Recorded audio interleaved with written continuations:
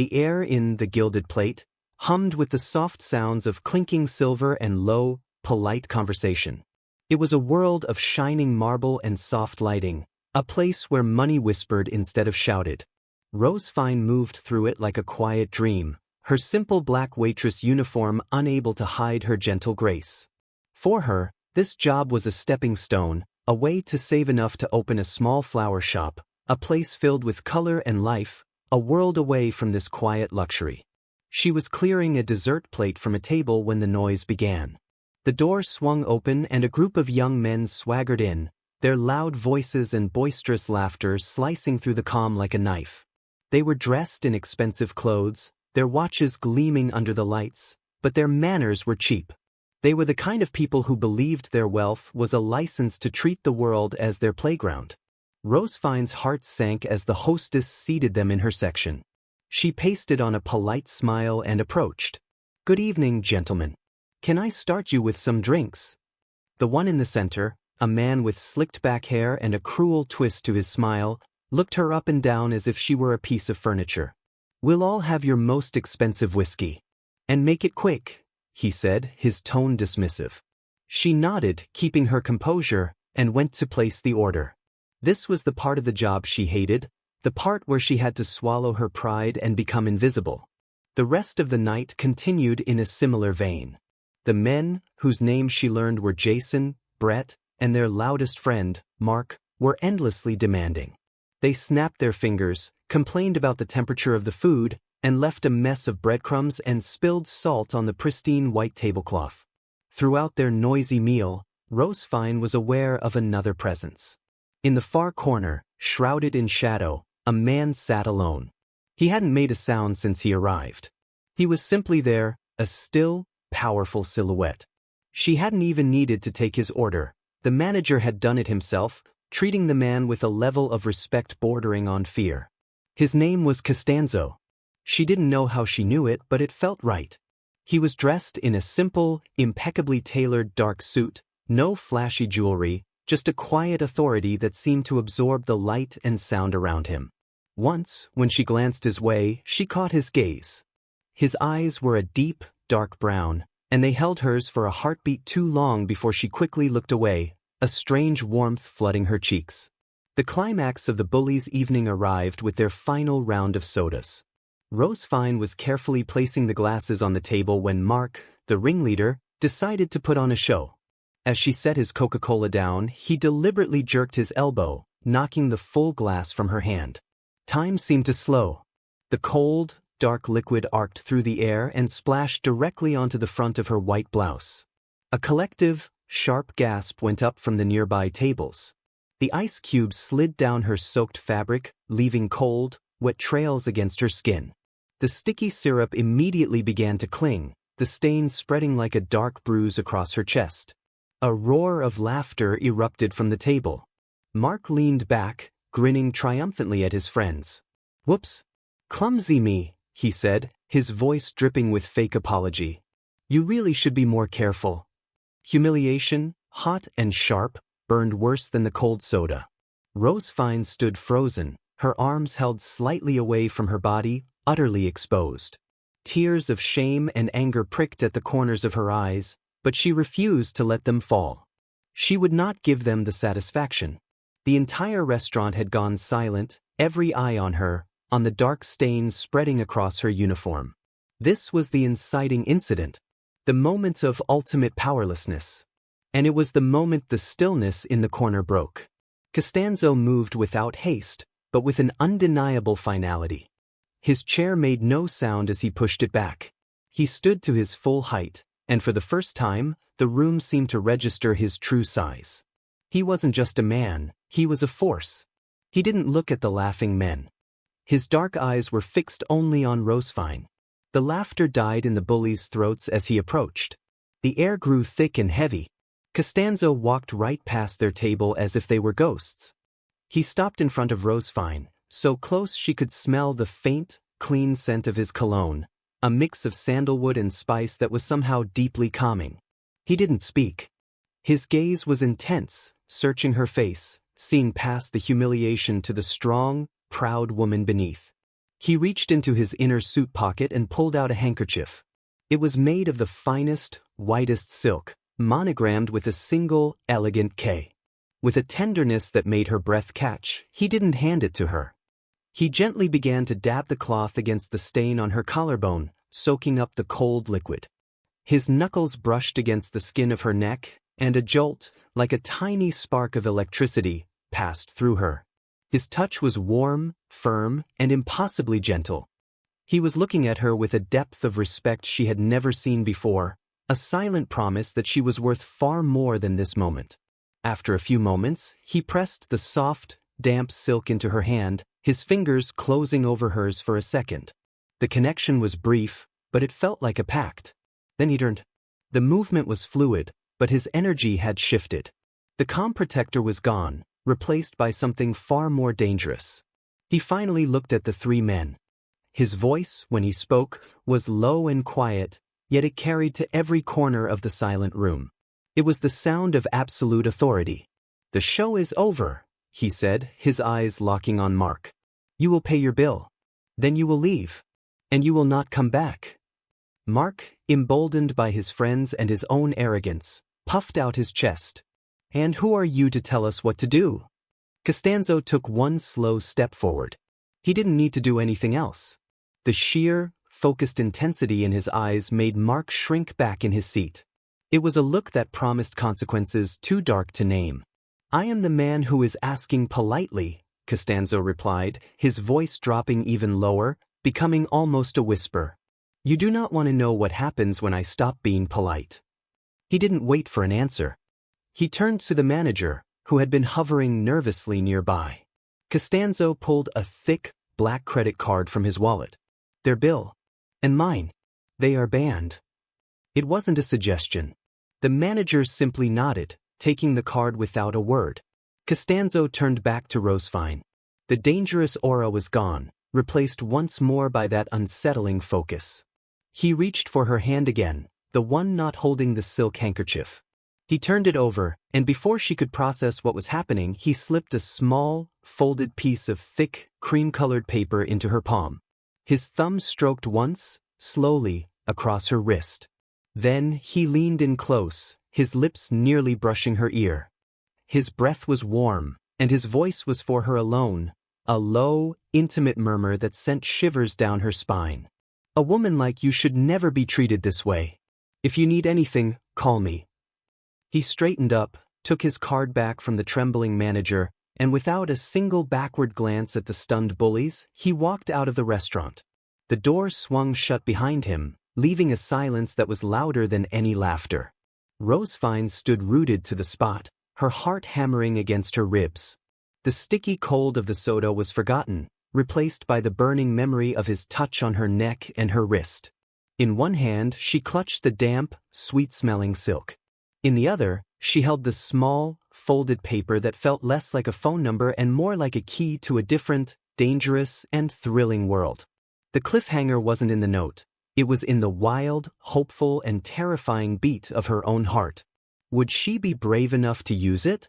The silk handkerchief, now washed and carefully pressed, lay on Rosefine's small kitchen table for 2 days. The folded piece of paper with the single, bold phone number felt like a live coal in the pocket of her apron. Her mind was a battlefield. One side screamed caution, whispering about dangerous men and worlds she couldn't understand. The other, a newer, braver voice, replayed the feel of his knuckles against her skin, the low murmur in her ear, the profound respect in his eyes that had seen her humiliation and answered it with unwavering strength. On the third day, her fingers trembling only slightly, she picked up her phone and dialed the number. It rang once before a deep, calm voice answered. "Costanzo." "It's Rosefine, the waitress from the Gilded Plate," she said, her voice softer than she intended. There was a brief pause on the other end, and she could almost hear his slight smile. "Rosefine, I have been hoping you would call." His voice was like warm honey, smoothing over her nerves. "Let me thank you properly for the handkerchief. Would you allow me to take you for a walk tomorrow afternoon? Not dinner at a fancy restaurant, not a showy display of wealth. A walk." It felt so strangely normal, so thoughtful, that it disarmed her completely. The following day, he met her not in a black limousine, but in a sleek, understated car, and he was driving himself. He took her to a vast, sun-dappled park on the outskirts of the city, a world away from the polished marble of the restaurant. For the first hour, they simply walked. He asked her about her dreams, really asked, listening with a focus that made her feel like she was the only person in the world. She found herself telling him about the flower shop, the specific flowers she wanted to grow, the way she wanted her shop to smell. And he, in turn, began to slowly, carefully, unveil himself. He didn't offer a job title or a company name. Instead, he spoke in principles. "My world," he said, his gaze fixed on a distant horizon, "is built on loyalty. On family. My work, it is to protect what is mine. To ensure that the people who depend on me are safe, and that those who wrong us understand the price of that mistake." He chose his words with the precision of a craftsman. "I am not a safe man, Rosefine. My enemies would not call me kind. But I am fair. And I protect what belongs to me." He stopped walking and turned to face her, his dark eyes serious. "I need you to understand that the man who humiliated you, he was dealt with. He will not trouble you or anyone like you ever again." Rosefine looked into his eyes, seeing the shadow of the dangerous man he had described, but she also saw the one who had dabbed her skin with a silk handkerchief. She saw the man who was walking with her in a park simply to talk. She felt no fear. Instead, she felt a profound sense of safety. "I understand," she whispered. And she did. She saw the goodness, the fierce, unyielding honor that was the core of him. His world was dark, but he was not darkness. He was the protector who stood at its edge, keeping the true shadows at bay. That first walk became many. Their connection was a fire that caught quickly and burned with a steady, intense heat. Costanzo was, as he had promised, always a gentleman. He opened doors, his hand always finding the small of her back in a crowd, a possessive yet reverent touch. But his love for her was not gentle in a soft way. It was a powerful, all-consuming force. One evening, he took her to his home. It wasn't a cold, modern penthouse, but a sprawling, warm house filled with books and art, a sanctuary hidden behind high walls. He cooked for her, moving around the kitchen with a quiet confidence. After dinner, they stood on his terrace under a blanket of stars. The city lights twinkled far below, a kingdom he seemed to rule from this quiet perch. He stood behind her, his arms wrapping around her waist, pulling her back against his solid chest. She could feel the strength in him, the latent power held in check. He bent his head, and his lips found the sensitive spot where her neck met her shoulder. It wasn't a kiss, but a slow, warm press of his mouth against her skin that sent a tremor through her entire body. "Rosefine," he murmured, his voice a low vibration against her. "You have no idea what you do to me. This gentleness you find in me, it exists only for you. You are the light to my shadows." She turned in his arms, her hands coming up to rest on his chest, feeling the strong, steady beat of his heart beneath her palms. His eyes were dark pools of pure desire, but it was a desire mixed with a reverence that took her breath away. "I'm not afraid of your shadows, Costanzo," she said, her voice steady. A low sound, almost a growl, rumbled in his chest. He framed her face with his hands, his touch impossibly tender. "Then be my light," he whispered, his breath mingling with hers. "Always." When his lips finally met hers, it was not a timid exploration. It was a claiming, a sealing of a promise. It was deep and passionate, a conversation without words that spoke of longing, protection, and a forever that had been written in the stars long before a spilled drink in a restaurant. It was spicy with the intensity of his controlled passion, the way his hands slid from her face to tangle in her hair, pulling her closer as if he could fuse their souls together. He kissed her until she was breathless, until the world outside their embrace ceased to exist. In the quiet that followed, wrapped in the safety of his arms, he led her to his bedroom. Their intimacy was a continuation of that first kiss, a fierce, tender, and passionate dance. He worshipped her with his hands and his mouth, learning every curve and sigh as if she were a sacred text. He was a man of immense power, But with her, he was patient, he was attentive, he was utterly devoted. He made her feel not just safe, but cherished, desired, and profoundly loved. She, in turn, melted the ice around his guarded heart, teaching him a softness he never knew he could possess. Lying together in the dark, her head on his chest, his fingers tracing lazy patterns on her bare back, there were no more secrets, no more warnings.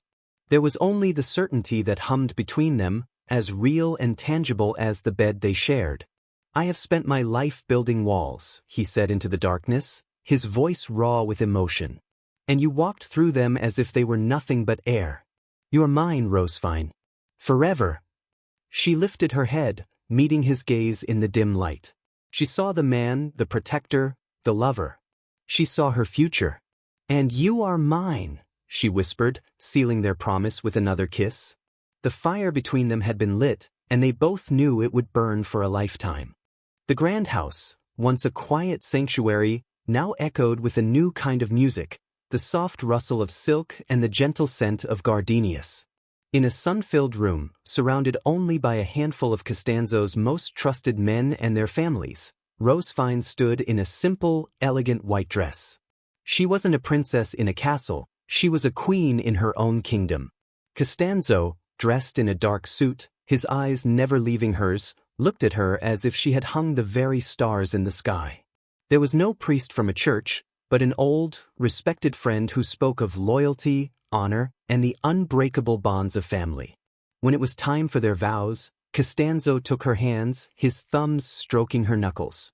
"Rosefine," he began, his voice low and thick with emotion. "Before you, my world was a fortress.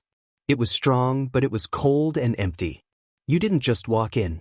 You brought the sun. You are my wife, my heart, my only peace. I vow to spend every breath of my life protecting this light you've given me. You are my forever." Tears of pure joy welled in Rosefine's eyes. "Costanzo," she whispered, her voice clear and strong. "You saw me when I felt invisible. You taught me that my strength was beautiful. You are my shelter and my adventure. I vow to be your peace, your comfort, and your home, always. You are my forever." They exchanged simple, heavy platinum bands. And when he kissed her, it was not the passionate, claiming kiss of their first night, but a slow, deep, and profound promise. A seal on their new life. He was her husband. She was his wife. And his most sacred duty was the protection of their shared world. Later, at the small, joyful reception in their garden, Costanzo's phone, which had been silent all day, buzzed once. He glanced at it, a shadow of the dangerous man flickering across his features before it was replaced by a look of serene satisfaction. He slipped the phone back into his pocket and returned his attention to his bride, but the wheels of a long-awaited reckoning had finally been set in motion. He had never forgotten the three men from the restaurant. For him, patience was not a virtue but a strategy. An immediate, violent reaction was messy and drew the wrong kind of attention.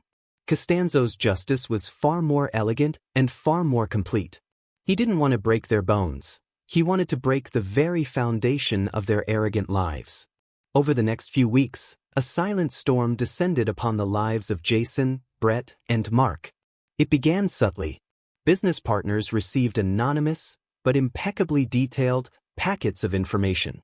There were records of their father's companies cutting corners, using cheap materials, hiding massive debts, and engaging in shady backroom deals. Regulators who had previously been paid to look the other way found themselves under new pressure to act.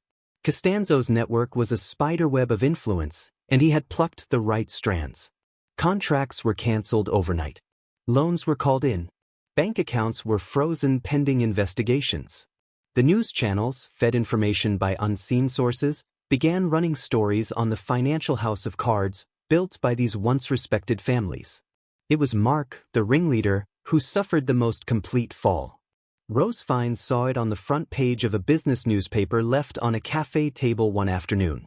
A grainy photo showed a disheveled Mark being evicted from his family's multi-million-dollar penthouse. The headline read, "From Heir to Zero, the Stunning Collapse of the Sterling Empire." The article detailed how every asset had been seized, every investment had imploded. The family was not just bankrupt. They were drowning in insurmountable debt, their reputation in tatters. There was no dramatic confrontation, no thugs in dark alleys. The punishment was absolute and perfectly fitted to their crime. They had used their wealth as a weapon to humiliate someone they deemed beneath them. Now they had no wealth. They were powerless, exposed, and utterly humiliated, finally understanding the cold terror they had so carelessly inflicted on others. They never even knew who had orchestrated their ruin. The lesson was delivered from the shadows, cold, final, and utterly merciless. That evening, Rosefine stood on their terrace, the same place where Costanzo had first kissed her. The city lights glittered, a kingdom now truly at peace. Costanzo stepped out and came to stand behind her, wrapping his arms around her waist and resting his chin on her head. She leaned back into his strong, steady warmth. "I saw the paper today," she said softly. He was silent for a moment, his arms tightening around her. "Does it trouble you?" he asked, his voice a low rumble against her back. She turned in his embrace, her eyes meeting his. In them, she saw not a cruel man, but a just one. A protector. "No," she said with unwavering certainty. "It doesn't. They taught a cruel lesson about power. And you taught them a better one." A look of profound relief and love washed over his face. He cupped her cheek, his thumb stroking her skin. "You are my conscience, my love. And my peace." This was their forever. He was her fierce protector, a man who moved in shadows to keep her in the light. She was his calming peace, the gentle hand that could soothe the storm within him. They had built a life not on fear, but on a powerful, unshakable love and a deep, mutual respect. It was a love that was both a shelter and a fortress, a story that began with a spilled drink and would end only when their last breath was drawn together. He lowered his head and kissed her, a soft, lingering promise under the starlit sky. It was a kiss that held all the passion of their beginning and all the gentle certainty of their forever. In that kiss was a home, a world, a universe built just for them. And it was only the beginning of their story. We hope you were swept away by Rosefine and Costanzo's story of fierce love and ultimate justice. If this tale of a powerful protector and the strong woman who became his peace had your heart racing, then you won't want to miss what we have for you next. Subscribe to our channel for more gripping stories of romance, revenge, and redemption, where true love always gets the final say. We upload new, captivating tales just like this one every single week. We love hearing from you. Tell us in the comments where you are watching from and what you thought about the story. Were you cheering when Costanzo gave Rosefine his handkerchief? Did you feel the chemistry in their first kiss? What did you think of his final, quiet revenge? Let us know your thoughts and what kind of stories you'd like to see next.